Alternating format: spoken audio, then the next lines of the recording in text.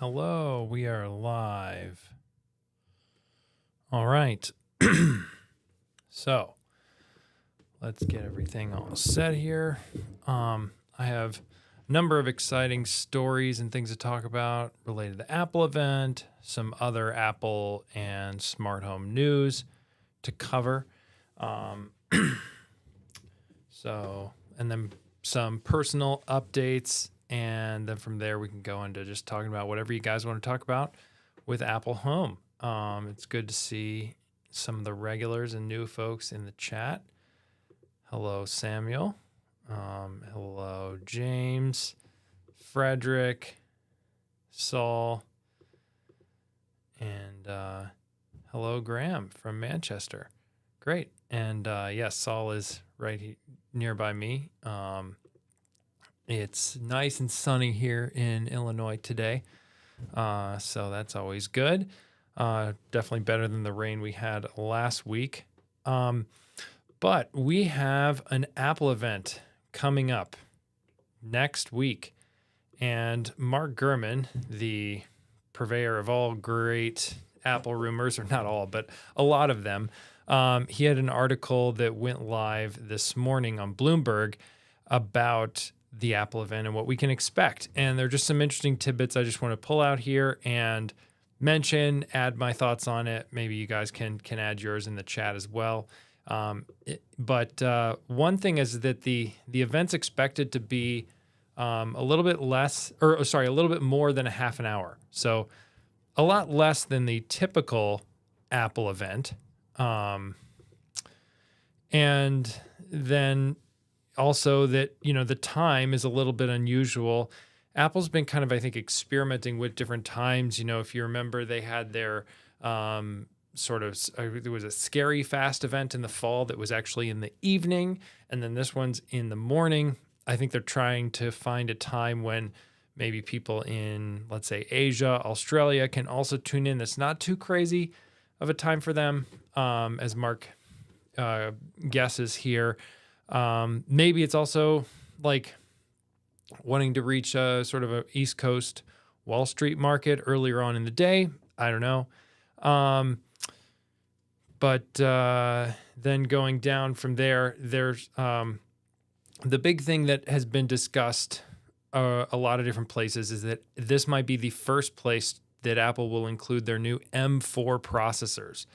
I think this makes a lot of sense because Apple's M3 processors are on I think it's the N3B process from TSMC that was like TSMC's first way to get to 3 nanometers. But they had like a bunch of issues with it. And so everything since then has been vaguely, from what I understand about chips, which is not, I don't make chips or work on them specifically, but yeah, like they pursued a different route for the rest of their 3 nanometer chips. And you could see how Apple would want to get away from being this custom one-off old way to make 3 nanometer chips. And then they could move on to whatever the new versions are as soon as possible, especially with an iPad Pro. They usually like to keep these around for, a couple of years in the product lineup at least. And so moving it to, sidestepping any issues of still trying to ship these M3 processors in 2026, I think makes a lot of sense. And it is kind of weird that then like the latest and greatest Apple processor is coming to an iPad first, but in some ways I think that would be kind of cool. Some of the other updates is just with the Pencil getting haptic feedback for some kind of a squeeze gesture. So you'd be able to squeeze the pencil, and Apple's done this a lot. If you have, let's say, like a Magic trackpad like I have here, you can turn this off and then you can, you can go and press it and you don't feel any feedback. And that's because all of the clicks you have are fake and haptic feedback on the trackpad. And there are a handful of other Apple products where they do that. So that makes sense to put it in the Pencil. I've found the latest Apple Pencil just a little bit tricky to get the right gestures when you're trying to do that double tap to switch tools. I'd always just do it accidentally. The thing I'm most interested to see with the new Apple Pencil is if they will be doing anything with making it work with Apple Vision Pro. I think having something where you could go into Freeform, which I love the Freeform app. I'm using it more and more, especially I know some of you guys out there as well work in technical professions of some kind or another where you're trying to describe stuff to people. And if you work on Apple product, if you use Apple products at work, making a diagram in Freeform is really easy to do. And then other people with Apple products can open it on the free app on their devices, provided they're on the latest operating systems. And yeah, so Freeform's a great tool from Apple to create diagrams and other visuals to describe ideas. And so, yeah, I'd love to see them add that. So then, in Apple Vision Pro, you could have a giant whiteboard on Freeform and draw on it with a pencil. I don't know. We'll see. I could see how that would maybe not even be possible. But if anybody could pull it off, it better be Apple. So I'm hoping the pencil has some Apple Vision Pro tie-ins, but we'll see. Also, there's the updated Magic Keyboard. So I think this makes sense to have something that's a little more durable than the sort of cloth. I don't know what material it is, but it's like kind of plasticky cloth that covers the Magic Keyboard right now. I have mine here with my iPad Pro, and I really like just the iPad being kind of an ultra portable laptop from Apple, and I use it a lot in that aspect. And I think that having something even more portable, people are talking, Gurman's talking about in this article that the iPad will also get thinner. So that would be amazing. And to have something that's maybe aluminum, a little more durable, Magic Keyboard kind of makes it feel like an ultra portable laptop. I think I mentioned that last week in the stream that, Apple's iPads are kind of right now, at least their ultra portable laptop option. And to make them even thinner and more like a portable laptop and less like a tablet with a cloth keyboard, I think would be pretty cool. But we'll see what comes out next week. And we'll, speaking of next week, I will be at the Deep Dish Swift conference here in the Chicago area. I'm an Apple iOS developer by trade during the day. So, a bunch of my team a bunch of our team from Crate and Barrel will actually be there. So, if you're coming to this conference and you know me from YouTube, come up and say hi. It'd be great to meet in person. With follow-up from last week's stream, I mentioned that Nanoleaf had some new LED light strips.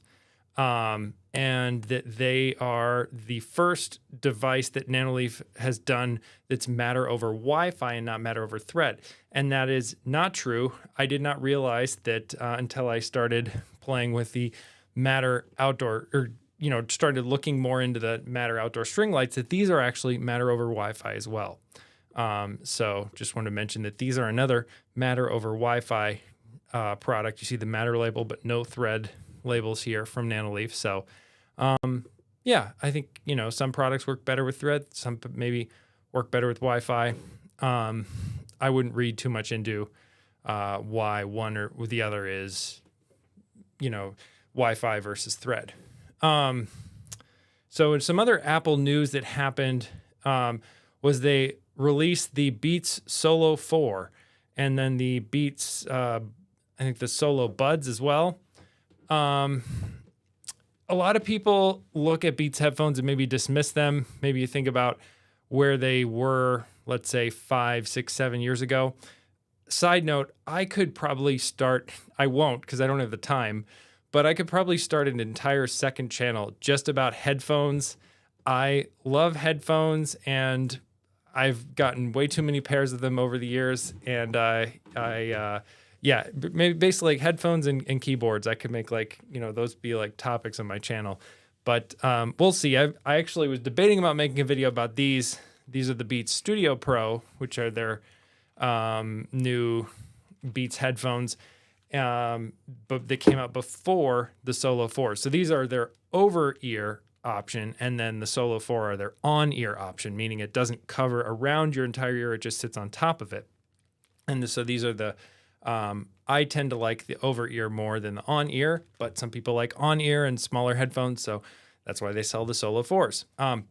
These were on sale for a while for this new Solo 4 price of $200, which is how I picked them up. That was a great deal for a while on the Beats Studio Pro headphones. The thing to consider, though, as an Apple user who, if you're looking at potentially, getting into headphones, maybe Beats Solo 4 or Studio Pros, that the one detail that Beats have that no one else has in the headphone space is the integration with Apple products. So you still get that same drop down in the menu bar where you can change between noise canceling and transparency, and it still pairs great with all your Apple devices, even though it doesn't have any of Apple's bespoke silicon of like the what is it, the W1 chip or W2, that they have in the AirPods. So I still think, let's say AirPods Pro are the best all around general use case. You could just have that as your one pair of headphones if they fit your ears well. AirPods Pro are amazing. But if you're looking for things that actually cover your ears for better noise canceling, maybe some louder music, whether you're doing some, let's say you focus at block out the world and sort of do some focus work on your computer or stuff like that. I think Beats headphones are actually something worth considering if you use a lot of Apple products, because they integrate really well with Apple products. And the audio quality, I think, has gotten a little bit less opinionated. It's still definitely strong bass compared to other headphones. But I think it's just don't just rule them out if you're looking at headphones. So just something to consider. And maybe I'll talk more about headphones on my channel. I go back and forth on whether it'd be a good idea or not on a predominantly smart home and Apple channel to talk about headphones, but we'll see.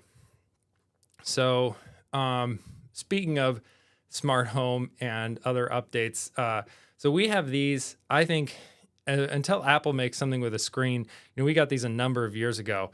The Google Google Home Nest Hub, second generation. And now they even sell them in, that's not a different color. Okay, yeah, it's still the same colorways. I saw that blue here, and I was like, wait, do they have a blue version? But no, they don't. But these are really cool screens to have if you're like partially in the Google ecosystem and you can display photos from Google Photos. We don't put all our photos on Google Photos, but we have like a shared album with some other family. And so all of our, we have one of these, and like other family members have them in their homes. And so the photos in that shared album show up on everybody's frames, and so it's a relatively affordable way to have that sort of smart picture frame where you can take a photo on your phone and put it in an album where it shows up at grandma's house on their frame. So something to consider if you're looking for a solution like that. But one of the things that I find funny is that my oldest son loves to, and he's going to be starting kindergarten next year. So he thinks that these are way better than the HomePods, and he'll ask it the weather and all this stuff, and he loves the visual feedback of also seeing the forecast and stuff. And we, limit the times he's actually allowed to use it. But whenever I talk to the HomePod and has to do something, he often comments, it's like, Dad, why don't you just use the Google Home? Google Home is way better.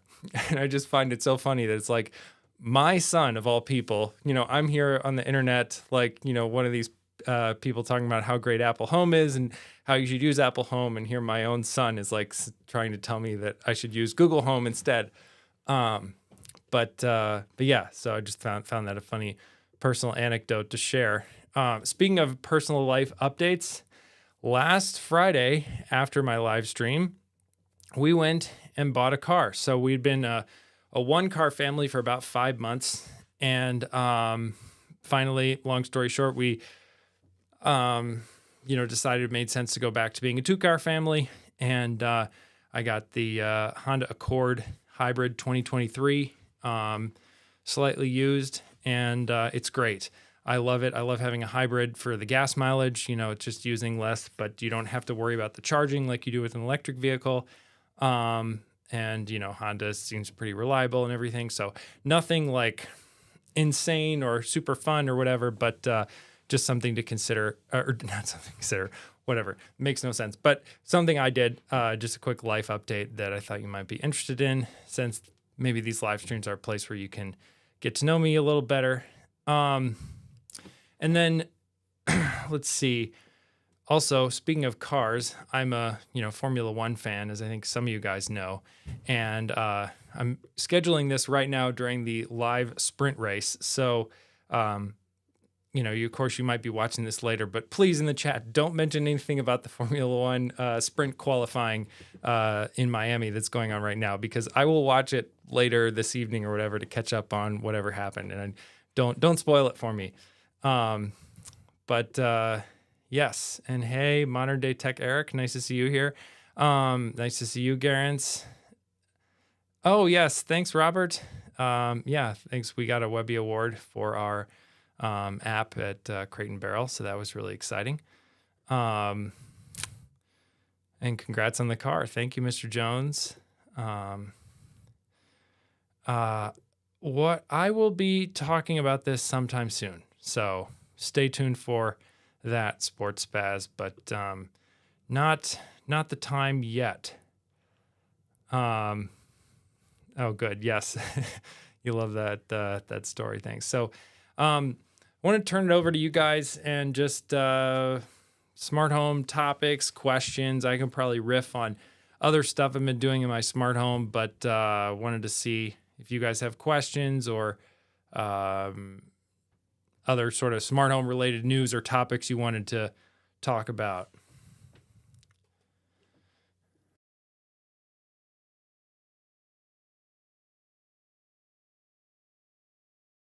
Speaking of, maybe some of you guys are chatting or adding things in the chat. I also have been playing with this. Speaking of Apple Vision Pro, and Formula One, which I mentioned earlier, there's a Vroom app which is in beta, and I got on the beta, and you have to sign in with your F1 TV account. I can't really show it to you on the live stream just because I'm worried that even a slight bit of showing some Formula One broadcasts would probably be against whatever terms on YouTube. So but it's like I mentioned a number of broadcasts ago, or a number of live streams ago, that the Masters had a really cool Apple Vision Pro experience. So does Formula One through this Vroom app, which is done by an independent developer. It's not out available yet. It's still in beta, but it's very cool to be able to see like this 3D map of the track and where different drivers are at any given time. And you can pull up different video feeds and have them all surrounding you and choose which one you want to hear the audio from at any given time. So I think some of those sports, like golf and Formula One, and, there's sports like that where there's multiple things going on at once, sort of over a track or a golf course or whatever. And being able to pull up the different video feeds and bounce between them, I think that's a really cool concept and way to be able to watch sports. I still find myself using my Apple Vision Pro a bunch, less in immersive mode, but more just having multiple windows up for various things. I use it a lot for all but maybe one of my YouTube videos since I got the Apple Vision Pro have been written. I've written the script like wearing the thing. So I find it a great place to go and focus and write. But I don't know if I think, Apple still hasn't made the use case really valuable for most people to buy it. It's clearly just an early adopter toy, and for people who sort of observe and work on the latest tech from Apple, it kind of makes sense. But otherwise, it's just like I just don't see the value there for most people. But I hope the platform starts to get more traction because and Apple continues to add things like immersive entertainment and maybe some more business use cases, enterprise things. We'll see. But it's been about 3 months since the initial launch of Vision Pro. So kind of a good time to look back at it. But I thought about making a video of, Apple Vision Pro 3 months later, but it's just, I don't know if there's enough interest around the topic right now to really warrant a video. I still think there will be more stuff maybe when WWDC comes around to talk about with Apple Vision Pro, but right now it's just not something that really has enough going on that's new really to talk about. So,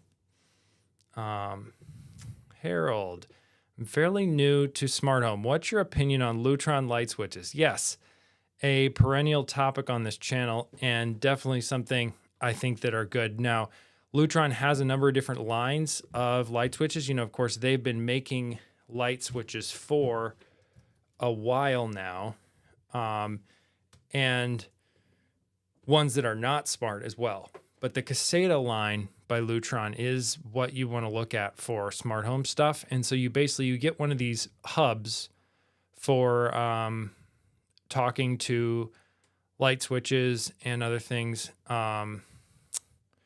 And then you install the switches in your wall or whatnot, and then use their app to sort of set them up. And then this hub acts as a bridge to add it to Apple Home or whatever other smart home systems you want to use. I also like, side note, their smart plugs are really great for outdoor, but also places where you really want smart plugs to be reliable.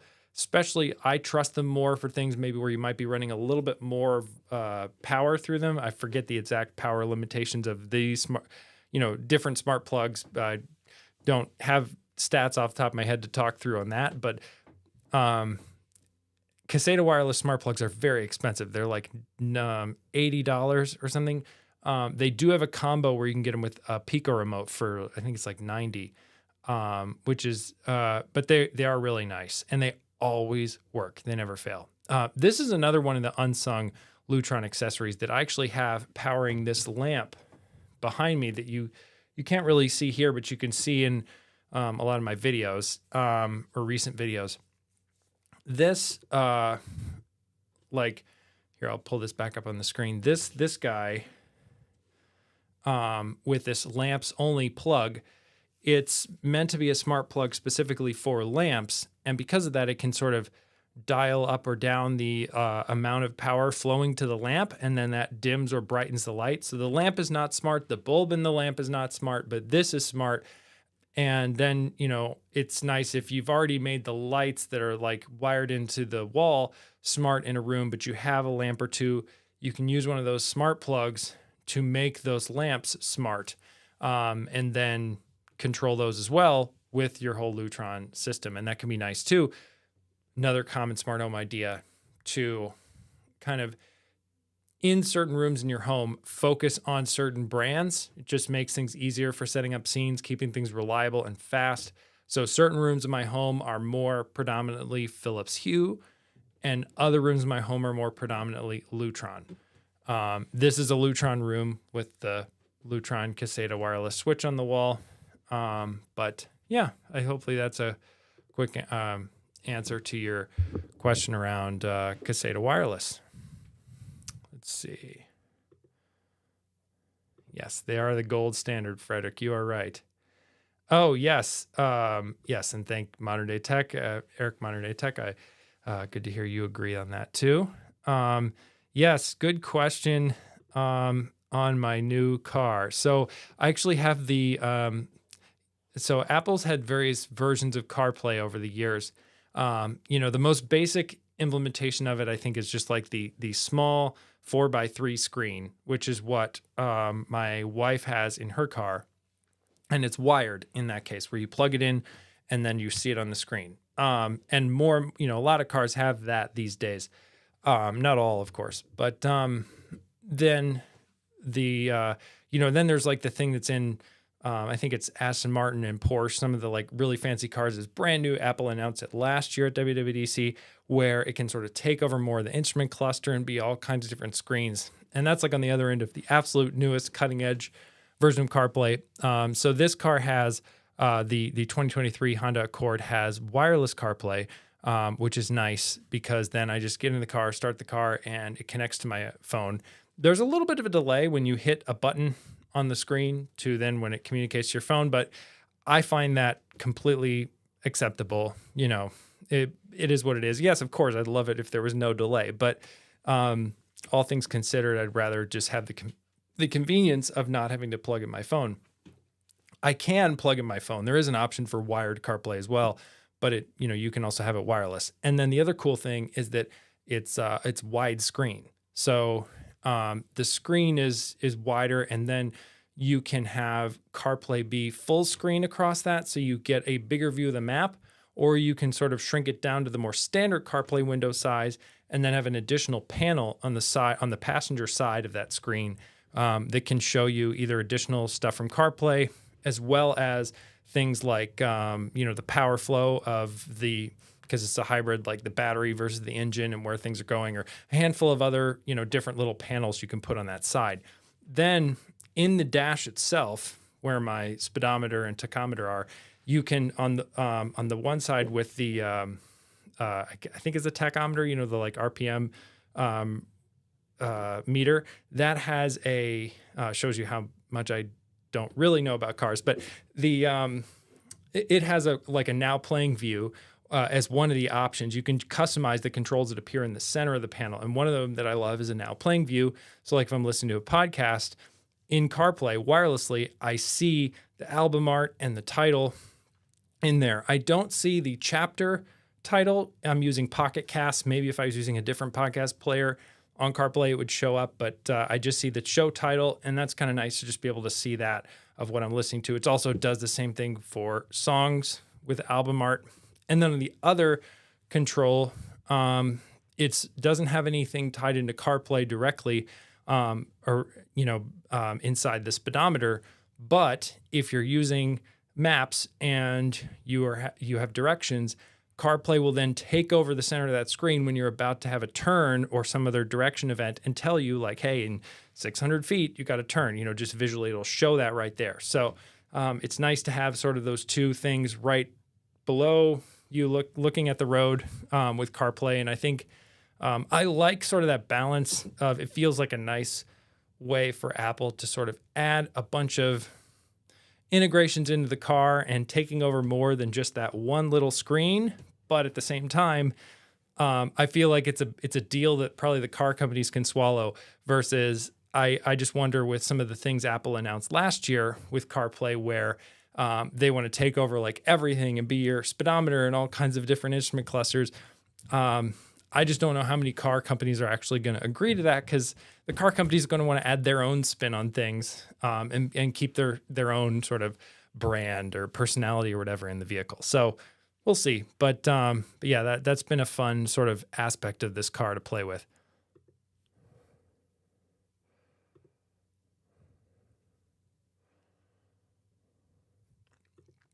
Frederick, I have 3 of those Lutron plug-in lamp dimmers. They work really well.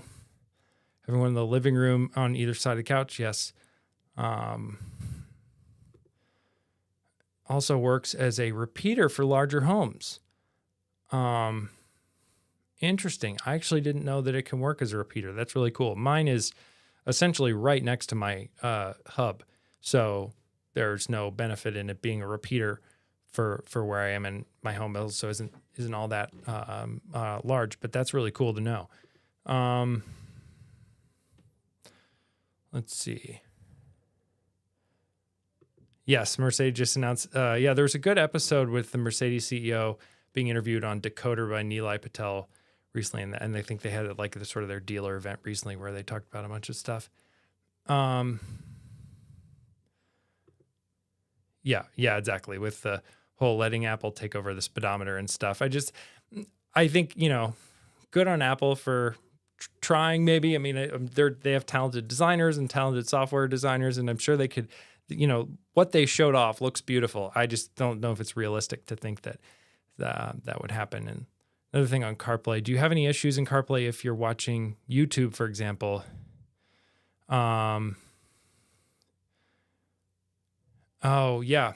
I haven't gone down I just got the car last week, so I haven't played around with too many of the automations of like a driving focus or doing other things like run a shortcut in those cases where then I could sort of auto start something. It's something I'd like to get into more, but it's a good point because like if you have YouTube Premium, which is great. I mean, I got YouTube Premium when I started doing more YouTube videos.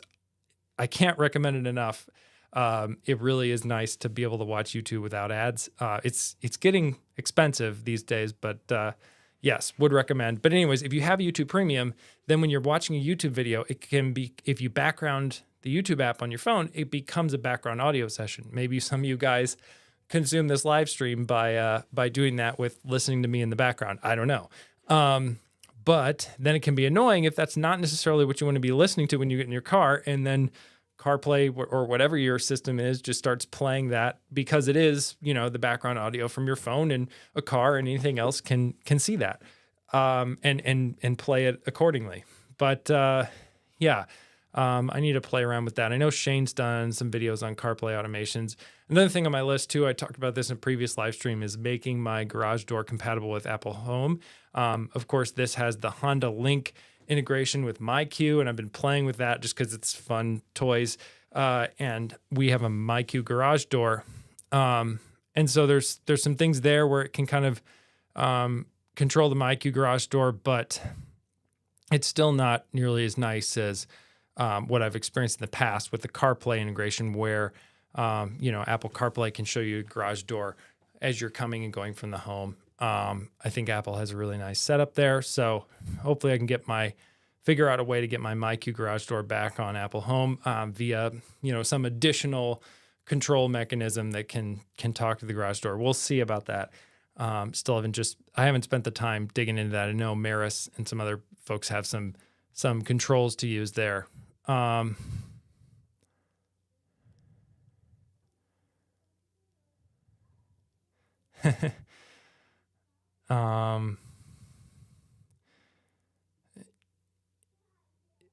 Yeah, if Apple actually did a car, I think having them buy Rivian Vamchi would be a cool. I love some of the new vehicles Rivian has coming out look really cool. And I mean, even the existing R1T and R1S, beautiful cars. I see them on the road a handful of times around here. And yeah, I mean, definitely parallels a lot of Apple's design and aesthetic, and I think in certain ways. Yes, good question, Rick, on the what are features you hope Apple would add to CarPlay? I do like this whole driving focus mode and the ability to have, I think it was kind of clever. One of the things they recently added was the listening history from Apple Music not updating in certain focus modes, which can make sense because if you're playing music for your children in the car, then you don't necessarily want that influencing like your new music mix, right? Because I don't care if one of the music groups my kids listen to come out with a new song. Like I don't want that coming into a intelligent mix from Apple. I've kind of given up on my kids' listening history not impacting my smart recommendations, but I know other people try. I think I would love that, but I think it's become too difficult. And so I have my own playlists and things, and occasionally I'll use some of Apple's algorithmic stuff too. But I don't know. It's a lot of messy data there. But I think back to features of CarPlay, the garage door thing is a cool integration with Apple Home there. And of course you can talk to Siri with certain things with Apple Home in the car. Maybe there's some more things you could have as far as ways to tie in Apple Home specifically, like automation or events when you drive away in your car versus when you're walking away. You might want some things to happen when you're driving away from your home that wouldn't happen when you're walking away from your home. So I think that would be pretty cool. I also think that there could be maybe some ways that Apple could make it easier for more apps to become compatible with CarPlay. Like the app I work on day to day, I don't see a CarPlay, like a logical thing for CarPlay to be there. But I have heard from app developers who have worked on CarPlay stuff that, you know, you often have to get this like additional head unit to test, and the whole process of being approved to be able to work in CarPlay is very limited. And I know there's a lot of regulation around that of what the, you know, UI you can show in a car that's safe and meets all the safety regulations, as there should be, because we don't want people just like staring at their screen in their car and getting in a crash. But I think it'd be nice to see more apps support CarPlay. But we'll see. Yeah, and yeah, good thing to describe too. What I was referring to with the garage door is that basically like it'll pop up on the screen when you get close to home, so you can open your garage door from your screen. Usually that can be done further away from your home than, let's say, a radio control of your garage that you have to be, you know, pretty close to your home before a radio control of the garage door will work.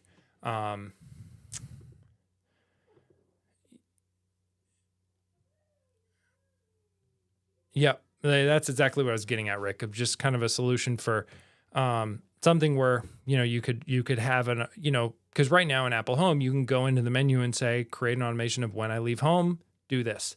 And maybe it'd be nice to say when I drive away with CarPlay or something like that. I don't know how they'd phrase it, but like something about getting in your car with CarPlay and driving away, then an automation triggers. Could be nice.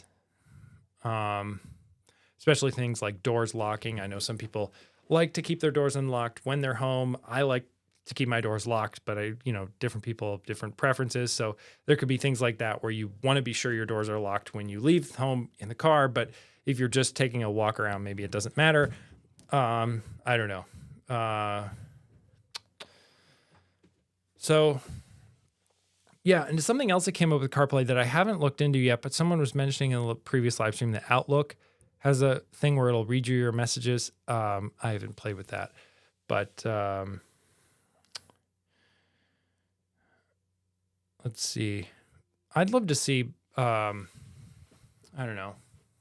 I think that's about it on the CarPlay front. Got some exciting videos coming up for you guys. It's getting to be a time of year next, I don't know, month or so. There's a lot of exciting stuff coming out in the smart home space. So, some of which I know about, plenty of which I probably don't know about. But yeah, I think we're in for an exciting couple months with smart home tech and Apple tech in general. So, we got the Apple event next week.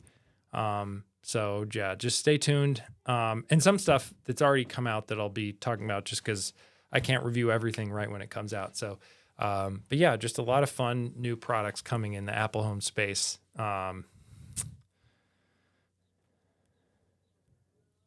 Oh yes, I get what you're saying. Rick, I think there is actually a personal automation for when you connect to certain Bluetooth or CarPlay. So I think you can already run automations from your phone like that with personal automations. That's something I want to play with more, back to what Saul was saying earlier of like when your phone connects to your car, run a shortcut that does something, starts, it could control HomeKit. It could control, what's currently playing. It could, whatever else makes sense. But yeah, it's something that I haven't like thought of exactly what I want to do there, but we'll see. So I think, we got a lot of exciting things coming up, but it's been kind of a quiet week in the Apple Home front. So I think we're going to wrap up this live stream unless there are any other questions popping in the chat. Thanks so much for joining. Always great to see you guys here. And stay tuned to the channel. I got some exciting content coming. And hope you have a great weekend. If you hope you have some nice sunny weather where you are without some scattered thunderstorms or whatever else. But yeah, enjoy the weekend, enjoy your smart home, and I'll see you guys in future video or next week. Bye.